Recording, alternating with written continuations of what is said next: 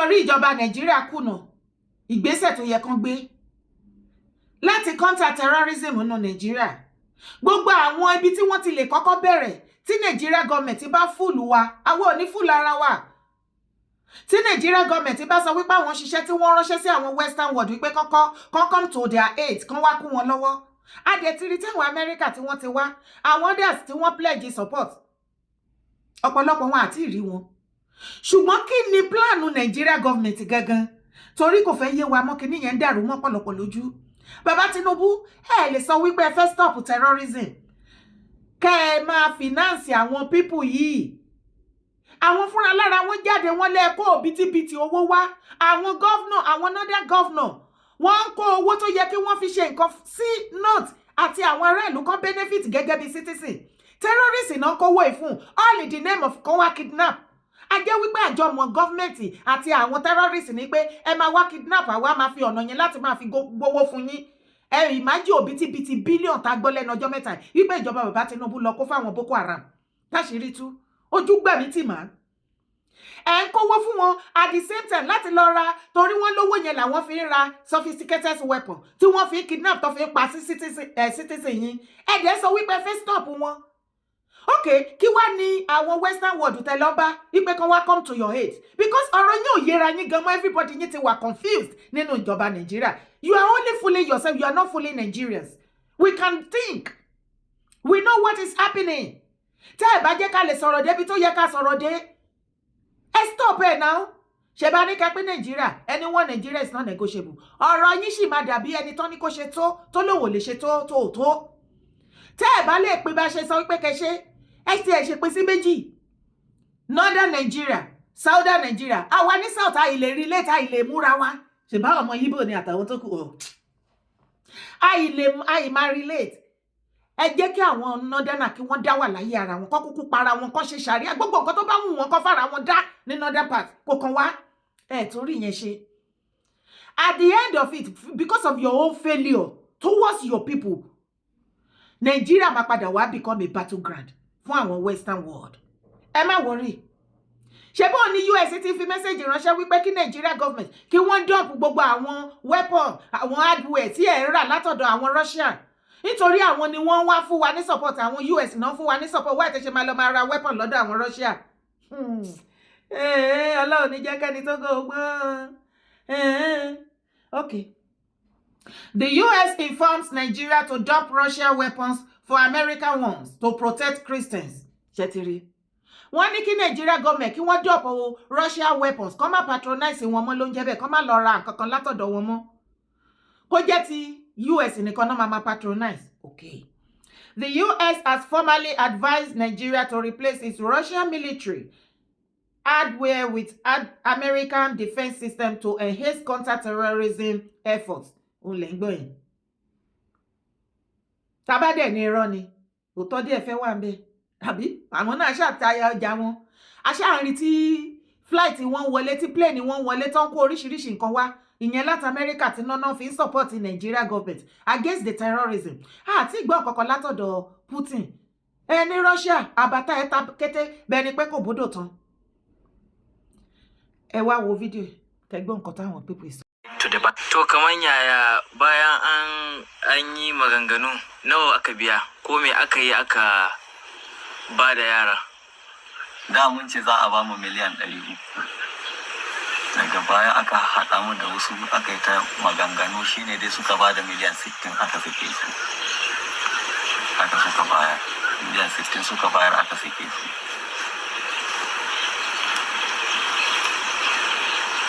Miliyan 60.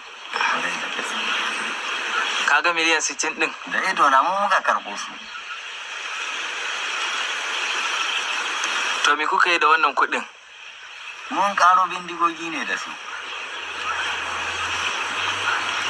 Mun sai wasu bindigogi ba don da tun ɗazun ne da na aika an ɗauko ma bindigar da na siyo da in gwada maka ma bindigar da na siyo da iri kuɗi. The Zamfara State Governor denies that any ransom was paid to the to kaman bó ṣe lọ láti US wọ́n ní the report also urged Nigeria to block cattle exports to defund militias. repeal blasphemy laws and counteract illegal Chinese mining exploitation. Wọ́n ní kẹ́ stop àwọn Chinese mining. Torí wọ́n ní ìjọba China wọ́n ń kówó fún àwọn terrorists láti lé àwọn èèyàn láti pa àwọn èèyàn kúrò lórí ilẹ̀ wọn tó bá ti discover solid minerals síbẹ̀. Nigeria government dẹ̀ mọ̀. Nítorí ẹ̀ ń gba owó ìjọba China ó ń yá yín lówó nu Nigeria tá ẹ̀ pín láàrin ara yín tí Nigeria kankan tá à benefit ń bẹ̀ o. Ẹ lọ wo health sector wa o, ẹ wo many things ó wà useless o. No security kò sí nǹkan ẹyọkọ bẹ́ẹ̀ tẹ́ gbájúmọ́ tẹ́ ṣe eré tá a lè sọ wípé lè at least ibi ẹ gbájúmọ́ tẹ́ dúró déédéé. Wọ́n ní kẹ́ stop ẹ̀, wọ́n ní kẹ́ má tún ṣe kí ni, wọ́n ní kẹ́ má kó àwọn màálù wọn, kẹ́ má bá wọn tà síta mọ́. And so many other things. Wọ́n ò ní ṣe. Nítorí olè gbé olè gbà. Gbogbo wọn jọ ní kàbá. Gbogbo wọn lọ lọ́wọ́ bẹ́. Gbogbo wọn lọ lọ́wọ́ bẹ́. Àní bí Nàìjíríà ṣe bàjẹ́. Gbogbo wọn lọ lọ́wọ́ bẹ́. Bàbá Tinubu, do something. Tẹ́ bá fẹ́ ṣoko ẹ ṣoko. Tẹ́ bá fẹ́ ṣọ̀ṣàká ẹ ṣọ̀ṣàká. Ọ̀ṣàká ẹ ṣoko ò dá fọ́mọ ènìyàn. Tẹ́ bá fẹ́ sọ fún Nàìjíríà sí wípé you are ready for support láti outside, láti counter àwọn terrorists. You have no right or whatsoever. Àbí any one of your governor or whatsoever nínú government yín láti lọ máa san owó fún àwọn terrorists. Irọ́ lè pa náà. A jẹ́ wípé gbogbo effort tí àwọn Western leaders tí wọ́n wá ṣe is of no use. Kí ló ń ṣẹlẹ̀? Stop fooling us. We are no more a fool. Ẹ̀yin èèyàn mi, lálá lukutuku wu ní Okemesi. Wọ́n ti kó wọn. Ṣé bá sọ, mo pariwo, Ọlọ́run ṣe pé gbogbo iṣẹ́ wa pátápátá fún ètò ààbò tó péye fáwọn èèyàn wa lé ó ń wọ́ọ̀kì o. Ó la ṣe ń sọ wípé ẹ wà more vigilant ẹ̀yin èèyàn mi, ẹ wá wo nǹkan tó ṣẹlẹ̀ ní Okemesi.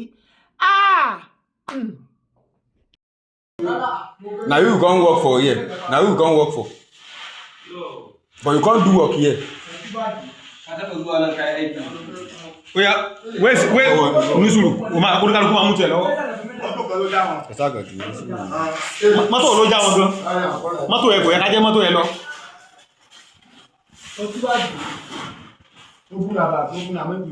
Lọ bá ń bẹ̀ ǹjọ́. Lọ bá ń bẹ̀. Oya. Olórí burúkú ẹ̀ kó wá ní ìdílé o. Ó wá máa ṣèyàn ní ìjàmbá bẹ̀ sí. Olórí burúkú ni. Kọ̀mọ́ yọ face wọ́n yẹ jẹ́. Gbogbo ṣe wà ní ògùn kó wà ní. Òrùka ló kú. Òrùka.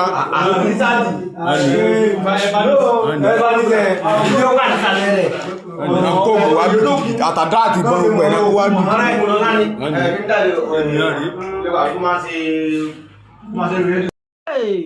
Ṣé ráyé?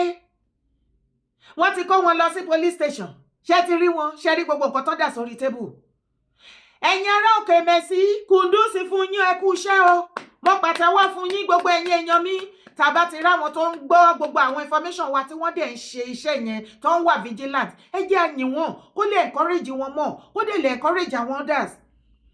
On behalf of gbogbo àwọn ọmọ kóòtù ajíire ọmọ Yorùbá káàkiri ní òkè òkun àti ní all over the world. À ń sọ fún yín ẹ̀yin Okemesi, ẹ ṣiṣẹ́ o, ẹ ṣeun, ẹ wà more vigilant. Àti gbogbo the rest of Yorùbá land. Ẹ má fi dá ọlọ́pàá, ọba, ìjòyè àbí kan. Ẹ jẹ́ káwọn aráàlú àwa ni wọ́n pa. Ní become a victim. Ẹ má dúró dé àwọn ọlọ́pàá, kò sí kankan tó máa ṣe. Ìjọba anybody tó bá ti pa láràlú, kò ṣe ti rẹ́ anybody kí ìjọba fún wọn ní judgment. No. So it is about us. Nǹkan tó wá ṣẹlẹ̀ gangan ni wípé wọ́n ní ṣàdédé ni bọ́ọ̀sì kan ló bá dé ló drive wọnú ìlú, ló bá dé àárín ibì kan, ló bá dúró, ló bá park síbẹ̀. The next thing, àwọn tẹ́ ẹ rí nínú fídíò yìí, picture wọn lẹ́ ń wò yẹn. Wọ́n bá ní wọ́n bẹ̀rẹ̀ sí ní sọ̀kalẹ̀ one after the other. Lọ́rọ̀ kan ṣá, bọ́ọ̀sì yẹn drop wọn síbẹ̀. And the next thing tí mo believe pé ó máa ṣẹlẹ̀ tí kíní fi cast tọ́lọ́run fi gbà fún wa, táwọn ará Ìmẹ̀sí ilé fi rí wọn mú.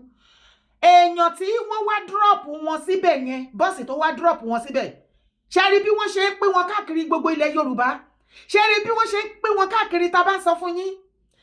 definitely ó ti ní àwọn kan tó ń bọ̀ wá kó àwọn tó drop síbẹ̀ tá ń kó wọn wọ bẹ́yà inú ilé ibì kan wọ́n ti gbalé fún wọn àbí nínú igbó tá lọ farapamọ́ sí wọ́n á bẹ̀rẹ̀ sí ní jí yín gbé mẹ́ wọ́n á bẹ̀rẹ̀ sí ní wọ̀lú wọ́n á pa ọba wọ́n á pa ìjòyè kábíyèsí Okemesi ẹ dìde sọ̀rọ̀ síta o kan tó wá gbé yín nínú ilé yín ṣe ti gbọ́ nípa kábíyèsí alágàmọ̀ ní Àkúrẹ́ tí wọ́n pa lẹ́nu ọjọ́ mẹ́ta pálásì inú pálásì náà lọ tí wọ́n ti pa o wọ́n gbé ọ́ ní wọ́n ń gbọ́ba wọ́n gbé ilé lẹ́ẹ̀mẹ́ta wọ́n rọ níbọn wọ́n ní ìbọn ò wọlé kódà bàbá yẹn wọ́n ló jà fatafata ga ṣe gbọ́ lẹ́nu ọmọ wọn débi pé bàbá ní pé kí àwọn ọmọ wọn kan wá dìrọ̀ mọ́ wọn ipe wọ́n fẹ́ ṣe gbé afẹ́fẹ́ gbé ipá tọmọtọmọ olóbùkú àwọn Fúlàní kalẹ̀ mọ̀pọ̀ ṣoògùn ẹ̀yin Yorùbá náà lẹ́dẹ̀ máa sọ àwọn èèwọ̀ fún wọn nítorí olè ẹran àbí owó tàti náà tí ò là yín báwo ni Fúlàní ṣe mọ̀ wípé kábíyèsí alágàmọ̀ tí wọ́n pa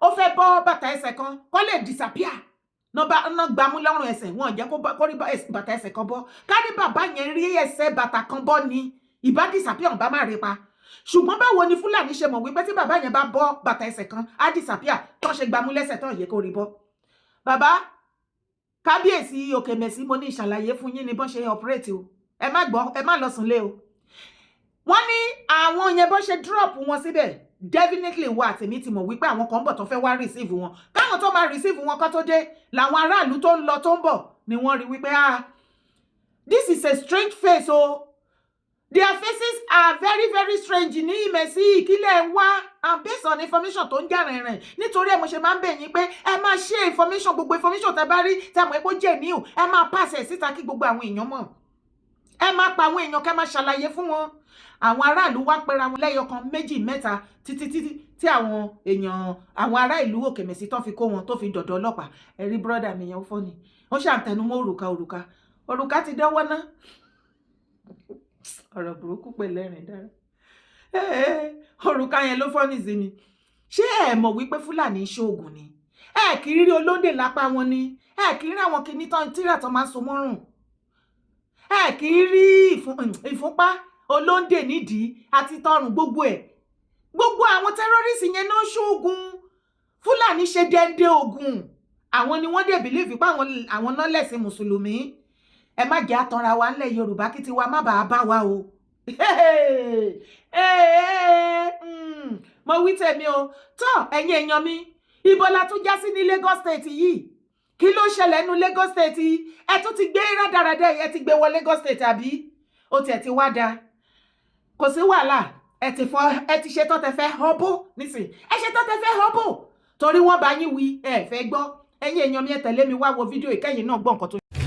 mo ń bọ̀ àwọn ní dẹ́ẹ̀dẹ̀ jọjọ la wà nípàdé olómi tútù tí àwọn àáfàá tí wọ́n sì wá bá wa nínú ibi tá a ti ń ṣèpàdé a wọlé dá pàdé wa rú a sọ̀rọ̀ a lọ station a lọ rìpọ́ọ̀tì àwọn ọlọ́pàá wá wọ́n bá wọn sọ̀rọ̀ àwọn ọlọ́pàá lọ odidi àwọn àáfàá kan máa ṣẹ́lì kan máa lẹ̀ òkò sí ibi òòṣà tiwa kan máa tánìṣì méjì òòṣà tiwa ibo ló wà nínú ẹsẹ̀ Kùránì káwọn àáfàá máa yọ dágá tiwa kí àwọn àáfàá máa yọ bẹ́ tiwa kí àwọn àáfàá máa yìnbọn wọ́n ṣe ọ̀pọ̀lọpọ̀ ọmọ olómi tútù léṣe lánàá station kún ilẹ̀ kún àwọn àáfàá kan máa yìnbọn ibo ló wà ní ẹsẹ̀ Kùránì pé kí àáfàá máa yìnbọn ibo ló wà nínú ẹsẹ̀ Kùránì pé kí àáfàá máa balẹ̀ jẹ́ àwọn àáfàá Kùrẹ́ṣì àbí alùsùnà yìí wọ́n wọlé wọ́n wá bí tá a ti ń ṣèpàdé wọ́n dàbẹ̀rú àsọ̀rọ̀ àbínú wọ́n ń gbá wa láyà bá wa fa wàhálà àsọ̀rọ̀ àbínú ẹ̀tún wa náà fẹ́ bá wa ṣẹjọ́ mò ń bọ̀ àwọn ní dẹ́ẹ̀dẹ̀ o torí tó bá délẹ̀ tán kó wọ́n di nítorí pé yóò tàbára lé yóò tàbára oko ẹ̀sìn ẹ̀ lè jàjẹ̀sìn ànábì ò sọ pé ká jàjẹ̀sìn ẹ̀ wà nú àwẹ̀ ẹ̀ ń bá wa fa wàhálà nínú mọ́ṣáláṣí ẹ̀ ń yọ dágá tiwa ẹ̀yin àfáà ibo ló wà pé kẹ́ ẹ mọ́ ṣe wáàsí bú ẹ̀ àwọn ẹlẹ́sìn kejì yín tó tún fi débi pé ẹ nígboyà ẹ ń dárúkọ wa páwa lẹ̀ ń bá wí kò sí ní tá a fẹ́ sí ẹ tún wá lẹ́ fẹ́ bá wa ṣẹjọ́ lẹ́yìn ìgbà tẹ́ ṣe àwọn ọmọ wa léṣe tẹ́ ẹ yìnbọn tẹ́ ẹ yòóká tẹ́ ẹ yóńdè tẹ́ ẹ yọ gbogbo tẹ́ ẹ fẹ́ yọ ní on the 24 of February 2026 àná òde yìí intention last year tá a bá yín sọ̀rọ̀ tẹ́ tún wá ra wọlé látijọ́ táwọn ẹ̀ ti bẹ̀rẹ̀ tẹ́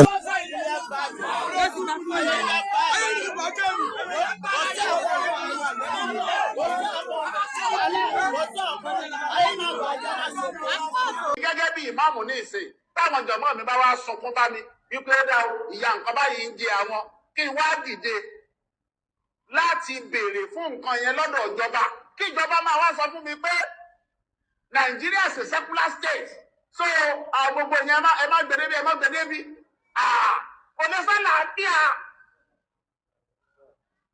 àwọn jọmọ́ àtẹ̀mí ò ní gbà abẹ́ lo ìjáàbọ̀ wa ni no ká má sọ abẹ́ lo nìkọ́ọ̀bù no Nigeria is a secular state ká má sọ mo rò pé tí yé nìsín gbogbo nǹkan yẹn ò ní ṣe déédéé abẹ́ lọ kí jímọ̀ lásìkò jímọ̀ abẹ́ kí jímọ̀ lásìkò jímọ̀ tẹ́ ẹ wá sọ pé no o gbọ́dọ̀ wá supervise exam yẹn lásìkò báyìí ni o supervise exam báwo supervise exam lásìkò jímọ̀ student bẹ́ẹ̀ lọ kírun ẹ wá fi exam sásìkò tó máa kí zoom ẹ fi sásìkò tó fẹ́ kí asiri ó máa fẹ́ tìrun ẹ̀ ọmọ ẹ wá sọ fún yín pé sáà ẹ bá wa adjust timetable yẹn wọ́n lè fáwa mùsùlùmí láǹfààní pé ká lọ kírun káyìn wá sọ pé no I say this is an institution Nigeria is a secular state wàhálà máa wà. alva ṣètìrí wọ́n ní gẹ́gẹ́ ni àwọn oníṣẹ̀ṣe wà nínú ibi tí wọ́n ti ń ṣẹ̀ṣẹ̀ṣe wọn gẹ́gẹ́lì tí oníṣọ̀ṣe á lọ sí ṣọ̀ṣe ẹ̀ gẹ́gẹ́lì tí onímọ̀sìkì á lọ sí mọ̀sìkì ẹ̀ gẹ́gẹ́lì Nigeria is a secular state bóyá ẹ fẹ́ bóyá ẹ kọ̀ kì í ṣe mùsùlùmí nìkan lẹ̀sìn tó wà nù Nàìjíríà ẹ̀yin mùsùlùmí ẹ̀yin ìmáàmù kan wá lọ sí ibi tí àwọn ẹni ẹlẹ́ni ti ń ṣe ẹ̀sìn ìṣẹ̀ṣe wọn ẹ dẹ̀ bẹ̀rẹ̀ sí ní nà wọ́n ẹ dẹ̀ bẹ̀rẹ̀ sí ní ta wọ́n láyé ẹ dẹ̀ bẹ̀rẹ̀ sí ní fọ́ wọn létí bẹ̀rẹ̀ sí ní nà wọ́n ṣoríṣiríṣi dá wàhálà sílẹ̀ síbẹ̀ kí ló dé tó ṣe jẹ́ wípé wàhálà lẹ wálé ayé tí yín wá fà ṣé wọ́n fi ṣe yín ẹ̀yin kan ni kì í ṣe gbogbo yín mo dẹ̀ mọ̀ wípé àwọn tó bá jẹ́ mùsùlùmí olóríire inú yín ò lè dùn sí nǹkan tó ń ṣẹlẹ̀ yìí kọjá àyè lélẹ́yìn náà ìjà òfò lẹ máa ń jà ìjà ìbí lẹ máa ń jà kiri rádaràdá tẹ́ ṣe títí ní Kwara nìyẹn tí terrorist gba Kwara mọ́ yín lọ́wọ́ ọ̀ọ́bì ní ìgbà tẹ́ gbógun tẹ́ bẹ̀rẹ̀ sí ní gbógun lé àwọn ìyá ọlọ́ṣun tẹ́ ní eyo Kwara o ó súnmọ́lé ìjọ́nà o ó jìnnà sínú o ẹ̀yin ò fẹ́ lọ́ṣun kan o ẹ̀yin ò fẹ́ kinní kan ṣé bí gbogbo ẹ̀ láti rí bẹ́yìn mùsùlùmí ẹ̀yin aláàfáà bẹ́ṣẹ́ lọ sétí odò tẹ́ lọ́ pọ̀fọ́ mẹ́ ìyá ọlọ́ṣun á lọ sétí odò ẹ̀yin náà lọ sétí odò ẹ lọ ṣàdúrà kí ni wèrè abẹ́yìn ò máa gbọ́ràn lẹ́nu Gúmi ilẹ̀ Yorùbá Nigeria government Governor Adeleke of Ọ̀ṣun ẹ̀dẹ̀ lajú kalẹ̀ ẹ̀dẹ̀ ń wo ìmáàmù Tọ́lé Gúmi ilẹ̀ Yorùbá títí tí máa yí máa fi gba ẹ̀mí gbogbo àwọn ọmọ Yorùbá ẹ̀dẹ̀ ń wo gbogbo ẹ̀yin tó kù kìrìsìtẹ́nì ẹ̀yin leaders wa kan nílẹ̀ Yorùbá níbi tá ìgbàdúró sí tẹ́ ẹ wúlò fún wa ẹ̀yin oníṣẹ̀ṣe ẹ pariwo síta ẹ̀yin mùsùlùmí tẹ́ ẹ mọ̀ wípé ìran yín ṣe pàtàkì sí yín tógun bá dé kò síbi tẹ́ ẹ lọ Fúlàní ò ní gbà yín Northern ò ní accept yín gẹ́gẹ́ bí ọmọ ìyá wọn sọ́dọ̀ wọn ẹ jẹ́ ká jọ sòótọ́ ọ̀rọ̀ fúnra wa ṣé ẹ rí wípé ìmáàmù Ògbómọ̀ṣọ́ Tọ́lé yìí Gúmi ilẹ̀ Yorùbá ni díẹ̀díẹ̀ bàbá yìí máa ń wọ wèrè lọ rèé lẹ́ẹ̀plẹ́ gbogbo wa máa lajú kalẹ̀ bàbá yìí máa fẹ́ dáná súnlẹ̀ Yorùbá ó máa fẹ́ kógun jalẹ̀ Yorùbá abẹ́yìn ò máa gbogbo ọ̀rọ̀ kọ́rọ̀ lẹ́nu máa yìí ni ọ̀rọ̀ burúkú lẹ́nu ẹyẹ oní ẹyọ tí ẹ ò bá béèrè tí àwọn ọmọlékéwé àbí àwọn èèyàn nínú ẹ̀sìn Islam tó bá béèrè fún nǹkan kan tó bá lọ béèrè lọ́wọ́ ìjọba tí ìjọba bá sọ fún ẹ wípé kò possible nítorí pé Nàìjíríà is a secular state practice ẹ̀sìn mùsùlùmí nìkan ológun máa ṣẹlẹ̀ wàhálà máa ṣẹlẹ̀ ṣé orí ìbọ̀bọ̀ yìí pé ṣá nípa ìwà àti ọ̀rọ̀ ẹnu àti ṣe wọn la ó fi mọrú èèyàn tí wọ́n jẹ́. Wàláì aláwàláì ọmọkùnrin yìí ò ń ṣọmọ ilẹ̀ Yorùbá. Ó fi hàn gbangba wọ́n dẹ̀ ti ro ní ríro dáadáa, wọ́n ti fún níṣẹ́. Àwọn mufti Ìwó gbogbo wọn náà wà lẹ́yìn ẹ̀, àwọn Olúwo, àwọn arìn òhò wọjà, àwọn Ṣítù, gbogbo wọn pátápátá la mọ̀ tó wà lẹ́yìn bọ̀bọ́ ètò ń ṣe bí òsínwín. Ẹ máa gbọ́rọ̀ ní ìlú tó lọ́ba tó níjòyè. Gọ́ọ̀nà, ẹ̀yin ọlọ́pàá Ọ̀ṣun state, ẹ dẹ̀ dúró ẹ gbọ́ irú ọ̀rọ̀ báyìí. This is the second time tí máa yí máa sọ̀kan. Olúkọ́kọ́ sọ sometimes ago tó ní anybody imam tó bá declare àwẹ̀ Ramadan date láì ṣe ti Sultan of Sokoto, ó ní àdìtì ní kan pa gbogbo nǹkan tiẹ̀ bí ogun ni. Ẹ bá wa ìfẹ́ ti máa yé stop ẹ̀ kó tó ṣáná sílẹ̀ Yorùbá. Ẹ̀yin mùsùlùmí òtítọ́ àti tòdodo, ṣé yìí náà like ọ̀rọ̀ tí máa yé ń sọ báyìí? Ṣé nǹkan táwọn eléyìí náà lọ ṣe nínú Lagos State ṣiṣẹ́ ó ṣẹlẹ̀? Gọ́vnà Jídé Sanwó-Olú kí àwọn mùsùlùmí tó dá iná sun Lagos State nítorí ọ̀rọ̀ ẹ̀sìn. Ẹ dẹ̀dẹ̀ wá nǹkan ṣe sí o. Ẹ ti ẹ̀ wá gan ẹ̀yin oníṣẹ̀ṣe. Ọ̀rọ̀ yín ti fẹ́ wá máa sú àwọn èèyàn. Ṣé nǹkan míì ti wà ní ọ̀rọ̀ yín ni? Àti iye ọdún ìtàwọn mùsùlùmí ti máa humiliate yín. Ṣé nǹkan ti ṣe yín gan ni? Wọ́n náà yín ẹ̀dẹ̀ dúró àwọn kan wá ṣe fídíò wọ́n bẹ̀rẹ̀ náà wá wọ́n fẹ́ wá létí o ẹ ti rí o dìdìrín ni yín òpònú ni yín. Wọ́n náà yín wọ́n kọjá àyè wọn wá bá yín ibi tán wà ẹ fi mú wọn dánrin kọ́lọ́pàá jọ wá kọ yín bẹ̀ kí wọ́n wá lọ sọ ní police station kí wọ́n wá lọ sí ibi tẹ̀ tí ń ṣe nǹkan yín kẹ́ẹ̀dí wọn lọ́wọ́ torí àwọn náà kírun nínú mosque ẹ̀ẹ́dẹ̀ lọ àràsì wọn bẹ̀. Kò sọ́jọ́ tí mo rí tí mo gbọ́ pé àyìn imam ẹ̀ ń kírun nínú mosque àbí níbi kan tẹ̀ tí ń kírun àwọn oníṣẹ̀ṣe wá bá yín wọ́n wá disturb yín wọ́n wá nà yín bẹ̀ pẹ́ gbọ́dọ̀ kírun. Kí ni ìtumọ̀ gbogbo rọ̀dọ̀rọ̀dọ̀? This thing is getting out of hand o. Èyí ga èyí pọ̀ o. Mo sọ yìí mo dúró ná orúkọ tèmi ò yí padà Yèyé Dárákọ owó ni mò ń jẹ́. Tó bá wù yín ẹ̀jẹ̀ àjọfọwọ́ lẹ́rán ó jọ máa ṣojú gbogbo wa ni. Àní ìmáàmù tó níyàn máa mú ni wàláì ọmọ tí ẹ̀gọ́ ò ní jẹ tíra gbogbo wa jọ máa bó ni ó máa kẹ́ nìkan jẹ nìkan lọ. Má gbàgbé láti bá mi like fídíò bá mi share kó lọ gbogbo ibi tó bá yẹ kó dé. Má sọ wípé torí o like mi. Jẹ́ ká jọ save ilẹ̀ Yorùbá, jẹ́ ká jọ bí díẹ̀ fún àwọn èèyàn wa. Ire o kábíyèsí.